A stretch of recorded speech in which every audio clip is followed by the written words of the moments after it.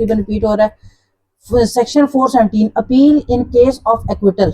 जब आपको बरी कर दिया जाए तो उस केस में अपील का इख्तियार, ठीक है। Subject to the provision of subsection 4, the provincial government may in any case direct the public prosecutor to present an appeal to the high court from an original और appellate order of acquittal passed by any court other than the high court. जनाब जब किसी भी और court मतलब session court या magistrate की किसी कोर्ट से आपको कोई किसी केस में बरी कर दिया जाता है, ठीक है, लेकिन आपके अगेंस्ट हाई कोर्ट में अपील कर दी जाती है कि इसको क्यों बरी किया, ये बंदा वाकई मुजरिम है और इसको सजा होनी चाहिए, तो हाई कोर्ट के पास क्या प्रोविंशियल गवर्नमेंट के नॉमिनेशन से पब्लिक प्रोसिक्यूटर के कहने पे हाई कोर्ट सुनवाई करेगी और उसको बरी नहीं करेगी। If such an order of acquittal is passed in any case instituted upon complaint and the high court on an application made to it by the complainant in this behalf grants special leave to appeal from the order of acquittal, the complainant may present such an appeal to the high court। अब यहाँ पे देखें, पहले तो ये था पिछले सारी केसेस में हमने क्या किया, अपील का इख्तियार मुजरिम के पास था कि किन किन केसेस में मुजरिम अपील कर सकता है, मुलजिम या मुजरिम, ठीक है। और अब क्या बात हो रही है जनाब कि जब कोई मुजरिम या मुलजिम जो है वो बरी हो जाता है, मुलजिम तो नहीं, खैर मुलजिम पे तो इल्जाम होता है, मुजरिम बरी हो जाता है, ठीक है।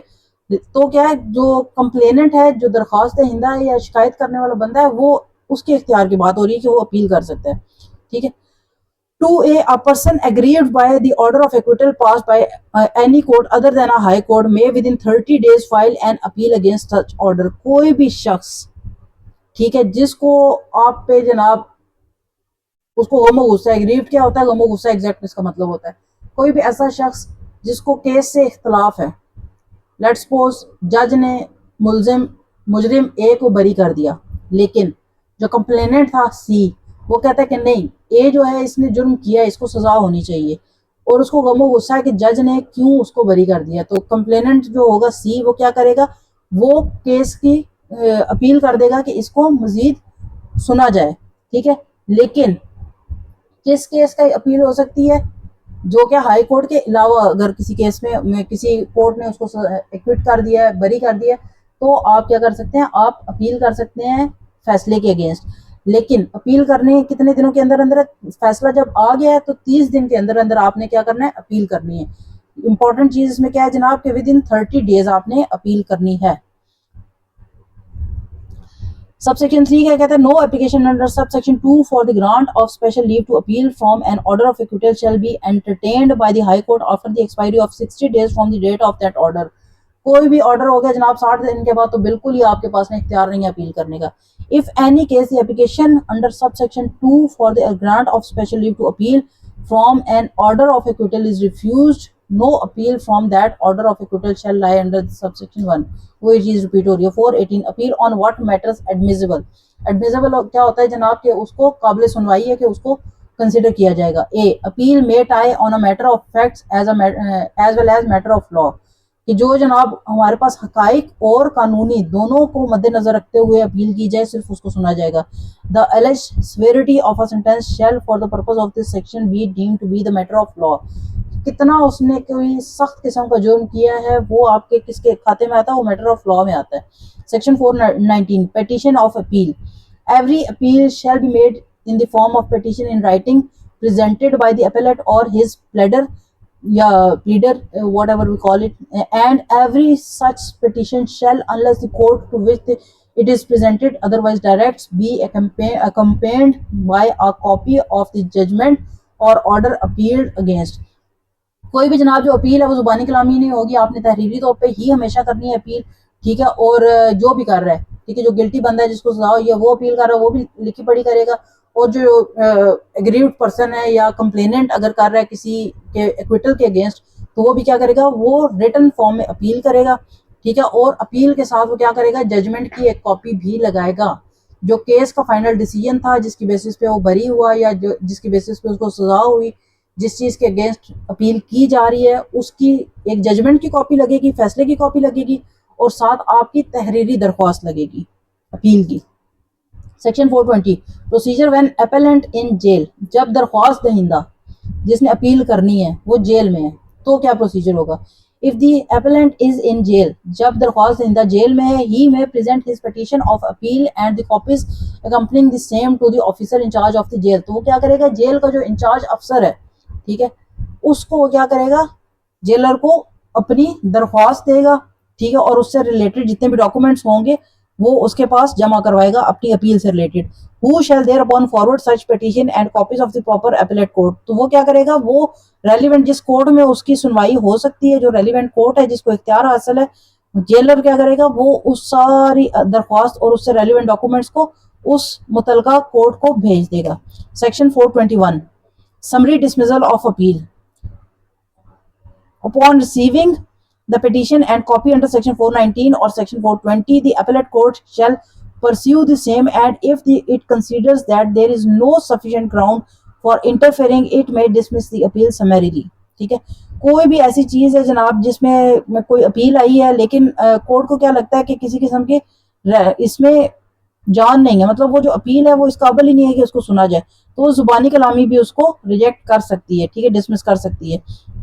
Provided that no appeal presented under section 419 shall be dismissed unless the appellant or his pleader has had a reasonable opportunity of being heard in support of the same। लेकिन कुछ केसेस ऐसे हैं, let's suppose that is section 419 वगैरह को consider कर लें कि कुछ केसेस ऐसे आ जाते हैं कि जिसमें जरूरी है कि कोर्ट में उस बंदे को दोबारा सुना जाए जिसने अपील की है, ठीक है। ऊपर क्या कह रहे हैं, जो सब सेक्शन 1 के पार्ट 1 में क्या कह रहे हैं जनाब के समरीली भी उसको डिसमिस कर सकता है, कि सिर्फ मतलब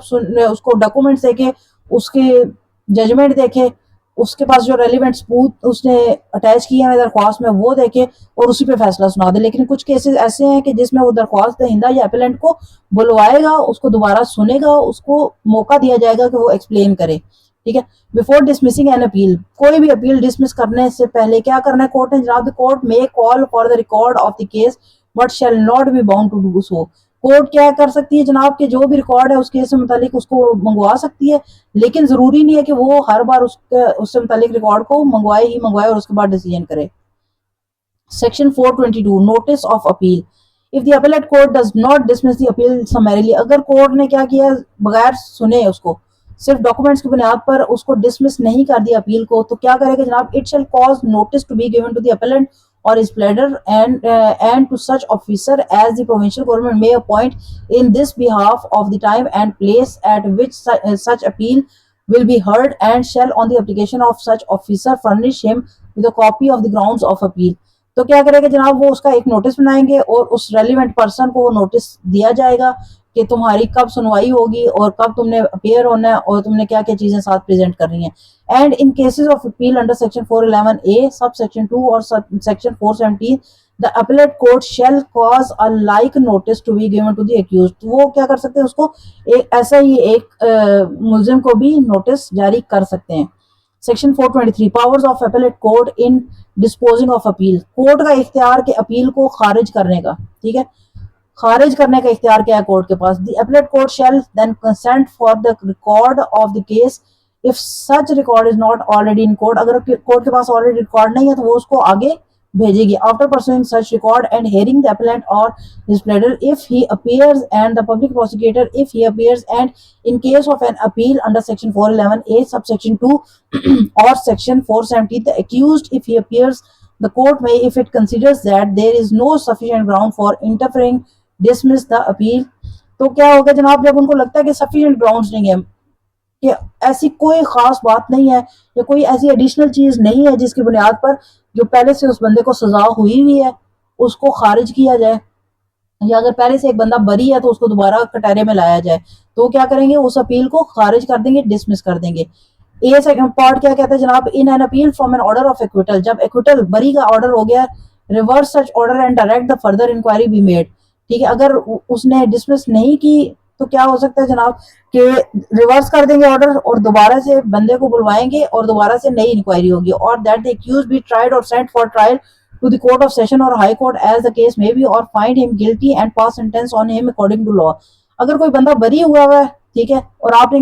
जो अपील है उसको डिसमिस नहीं किया लेकिन आपने उसको सुनना है दोबारा, तो आप क्या करेंगे, दोबारा से उस बंदे को बुलवाएंगे और कौन सी कोर्ट, जो भी रेलिवेंट कोर्ट जिसके पास इख्तियार है बुलवाने का, सेशन कोर्ट है, हाई कोर्ट है, जिसका भी उस टाइम पे इख्तियार है, उसको बुलवाएंगे और दोबारा से सारे शवाहिद पे उस पर बात करेंगे, और अगर वो गिल्टी है तो उसको नया जुर्माना या उसको नई सजा इशू कर दी जाएगी। Be in an appeal from conviction, अगर किसी को सजा हो जाती है, reverse the finding of the sentence, तो वो क्या करेंगे, जो भी उसका था फैसला था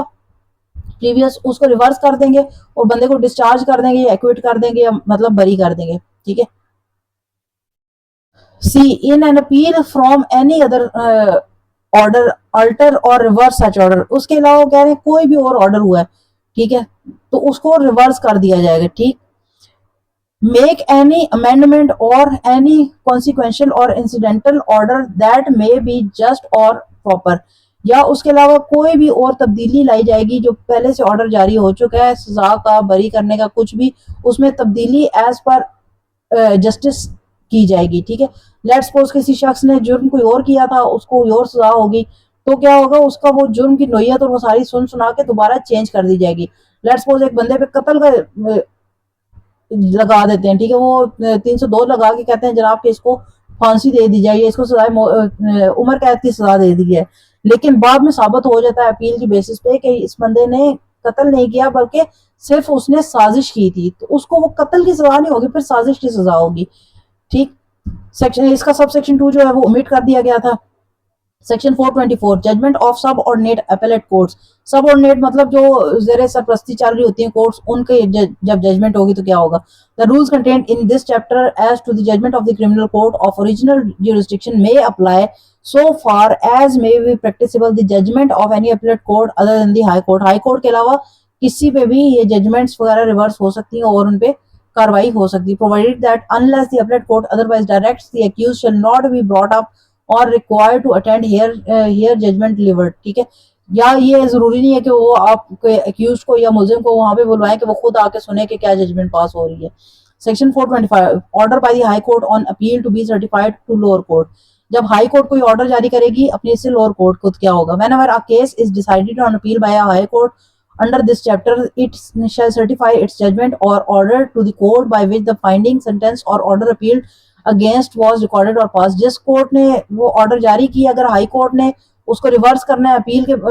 फैसले में, वो जो भी कार्रवाई करेगी वो फैसला एज इट इज वो उस जूनियर कोर्ट को भी सेंड करेगी जिसने पहले फैसला दिया था। If the finding sentence or order was recorded or passed by magistrate other than the district magistrate the certificate shall be sent through the district magistrate, जिस भी शख्स ने पहले फैसला दिया था जिसके अगेंस्ट अपील हुई है, जिस भी कोर्ट से वो फैसला आया था, हाई कोर्ट क्या करेगी उस रेलिवेंट कोर्ट को, उस रेलिवेंट जज को, उस मजिस्ट्रेट की कोर्ट को वो ऑर्डर जारी कर देगी। The court to which the high court certifies its judgment or order shall thereupon make such orders as are comfortable to the judgment or order of the high court and if necessary the record shall be amended in accordance therewith, तो जो भी फिर वो high court का फैसला होगा relevant court अपने record में भी उसके हिसाब से तब्दीली कर देगी। Section 426 suspension of sentence pending appeals release of the appellant on bail, pending an appeal by a convicted person the appellate court may for reasons to be recorded by it in writing order that the execution of the sentence or order appeal against be suspended and also if he is in confinement that he be released on bail or on his own bond, अगर कोई relevant ऐसी चीज है जनाब के जिसमें during appeal उसको इख्तियार हासिल है कि वो वहां पे मौजूद ना रहे, ठीक है, वो सजा ना काटे, वो जेल में मौजूद ना रहे, तो क्या किया जाएगा जब तक कि वो अपील के केस की समाप्त हो रही है उतने टाइम पे उस बंदे को रिलीज कर दिया जाएगा जेल से, किस चीज पे, बेल पे, ठीक है, या फिर उसको क्या करेंगे उससे कोई श्योरिटी बॉन्ड लेके कोई उससे किसी किस्म के साइन करवा के फिर उसको छोड़ेंगे, कंडीशनल बेल होती है जो, ठीक है। The power conferred by this section on an appellate court may be exercised also by the high court, यही जितने भी पावर्स हैं वो as it is high court भी यूटिलाइज कर सकती है। 2A subject to the provision of section 382A when a person other than a person accused of a non bailable offense, non bailable जिसमें आपको रिहाई नहीं मिल सकती, ठीक है, ना काबिल जमानत आपने जुर्म किया है तो क्या होगा, and an appeal lies from that sentence the court may if the convicted person satisfies the court that he intends to present an appeal order by the released uh, on bail for a period sufficient in the opinion of the court to be enable him to present the appeal and obtain the orders of the appellate court under subsection 1 and the sentence of imprisonment shall so long as he is released on bail be deemed to be suspended, जो बंदा non bailable offence पे होगा वो surety bond भी दे तो उसको release नहीं किया जाएगा. Where a high court is satisfied that a convicted person has been granted special leave to the appeal to the Supreme Court against any sentence which it has imposed or maintained, it may, if it so thinks fit, order that pending the appeal, the sentence or the order appealed against the suspended be suspended, and also if the said person is in confinement that he be released. अगर आपकी appeal वगैरह जनाब होगी है, let suppose किसी दोबारा से case की सुनवाई हो रही थी और कोई बंदा जो बेल पे था रिलीज कर दिया गया था उसको पकड़ के ले आए, तो क्या होगा, उसको फौरी तौर पर रिलीज कर दिया जाएगा. ठीक है, उसकी उस सजा को सस्पेंड करके उसको फौरी तौर पर रिहाई का ऑर्डर जारी कर दिया जाएगा. When the appellant is ultimately sentenced to imprisonment, जब जनाब जिसने दरख्वास्त दहिंदा जो है उसको अपील करने वाले को ऑलरेडी क्या किया गया है कि उसको सजा के लिए भेज दिया गया, कैद के लिए भेज दिया, और imprisonment for life of the time, या उसको उम्र कैद की सजा हुई है, during which he is also release shall be excluded in computing the term for which he is so sentenced. वो जो अपील का दौरानिया होगा वो उसमें से माइनस कर दिया जाएगा. Section 427 arrest of accused in appeal from acquittal. ठीक है, जो शख्स बरी हो गया, ठीक, उसको अरेस्ट करने का, अपील के बदले में उसको अरेस्ट करने का क्या हुक्म है. When appeal is presented under section 411 subsection 2 or section 417, the high court may issue a warrant directing that the accused be arrested and brought before the court, or in any subordinate court, and the court before which he is brought may commit him to the prison pending the disposal of the appeal. अगर appeal से पहले जनाब उसको किसी court ने बरी कर दिया था, लेकिन अपील के बाद उसको सजा सुनाई जा रही है, तो फौरन से पहले वारंट जारी होगा. वारंट के बदले में क्या, उस बंदे को गिरफ्तार किया जाएगा और रेलिवेंट कोर्ट के सामने पेश किया जाएगा और वो कोर्ट उसको सजा के लिए जेल भेज देगी. Section 428 appellate court may take further evidence or direct to be taken. जनाब जो भी केस या सुनवाई चल रही थी उससे रिलेटेड, जो अपील आई थी उससे रिलेटेड मजीद शवाहिद इकट्ठे करने के लिए जिस कोर्ट में दरख्वास्त दी गई, अपील की गई, वो ऑर्डर जारी कर देगी. सेक्शन 429 प्रोसीजर वेयर जजेस of the court of appeal or equally divided. जब जनाब लेट्स सपोज 4 जज है जो कि किसी हेयरिंग का हिस्सा है, अपील को सुन रहे हैं, उसमें से 2 एक साइड पे हो जाते हैं तो 2 एक साइड पे हो जाते हैं, फिर क्या होगा जनाब. When the judge composing the court of appeal are equally divided in opinion, the case where with their opinion thereupon shall be laid before another judge of the same court, and such judge after such hearing, if any, as he thinks fit, shall deliver his opinion. अब जनाब अगर 4 जजेस थे, उनमें से 2 एक side पे हो गए, 2 एक साइड पे हो गए, तो क्या किया जाएगा, एक और जज उसी कोर्ट का लिया जाएगा, उससे केस डिस्कस किया जाएगा, जो उसका फैसला होगा उसको उस साइड पे सजा हो जाएगी, उस हिसाब से उसको अपील को डील किया जाएगा. Section 430 finality of orders on appeal. जो अपील के ऑर्डर्स हैं उनको उनकी हतमी शक्ल क्या होगी. Judgments and orders pass by the appellate court upon appeal shall be final. Appeal पे जो फैसला हो जाएगा वो फाइनल होगा. ठीक है, except in cases provided for section 417 मास वाई, उन केसेस के जो कि आप फर्दर जिन पे अपील का इख्तियार रखते हैं. लेकिन यूजुअली क्या है, एक अपील जब होगी एक कोर्ट में, हाई कोर्ट में स्पेसिफिकली, तो उसको फाइनल समझा जाएगा. Section 431 abatement of appeals. Every appeal under section this shall finally abate on the death of the accused, and every other appeal under the chapter except an appeal from the sentence of fine shall finally abate on the death of the appellant. ठीक है, जिसने appeal की उसकी मौत के साथ उस appeal की कार्रवाई खत्म की जाएगी. Thank you so very much. ये था हमारा सीआरपीसी, यहाँ पे आज कंप्लीट होता है. एसडीओ के लिए जितने रेलिवेंट सेक्शंस थे हमने 4 हिस्सों में पढ़े हैं जनाब. अरेस्ट पढ़ा है, सर्च पढ़ा है, ट्रायल पढ़ा है, और फिर उसके बाद अपील पढ़ा है. ये 4 मेन चीजें थी, ठीक है, जो कि एसडीओ का हिस्सा है और वो हमने पढ़ी है. यहाँ पे सीआरपीसी खत्म होता है. Thank you for listening and thank you for joining us. Don't forget to subscribe and share our videos with others. Thank you.